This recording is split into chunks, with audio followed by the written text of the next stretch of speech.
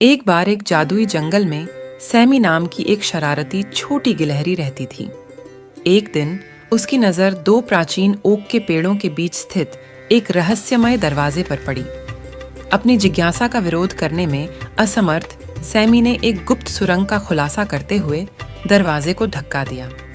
जैसे जैसे वह गहराई में गया, सुरंग मुड़ती और मुड़ती गई, जब तक कि उसने खुद को रंगीन औषधियों और चमचमाते क्रिस्टल से भरे कमरे में नहीं पाया। अचानक एक छोटा जादूगर प्रकट हुआ। उसकी लंबी दाढ़ी लगभग फर्श को छू रही थी। जादूगर ने कहा, आप मंत्रमुग्ध प्रयोगशाला में प्रवेश कर चुके हैं, लेकिन सावधान रहें, क्योंकि एक शरारती प्रेत ने मेरी सबसे शक्तिशाली औषधि चुरा ली है। रोमांच के लिए उत्सुक सैमी ने स्वेच्छा से मदद की। जादूगर ने उसे एक नक्शा दिया जो जंगल के बीचों बीच जाता था। जादूगर ने चेतावनी दी, प्रेत को पहेलियां पसंद हैं, 3 को हल करें और आपको औषधि मिल जाएगी। नक्शे के उतार चढ़ाव का अनुसरण करते हुए सैमी ने अपनी खोज शुरू कर दी।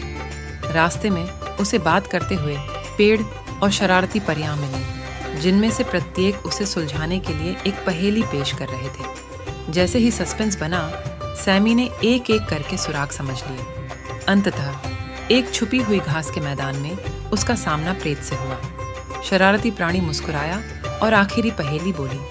अपनी आंखों में एक चतुर चमक के साथ सैमी ने इसे हल कर दिया और स्प्राइट ने चोरी की औषधि का खुलासा कर दिया। विजयी होकर लौटते हुए सैमी ने जादूगर को औषधि सौंप दी।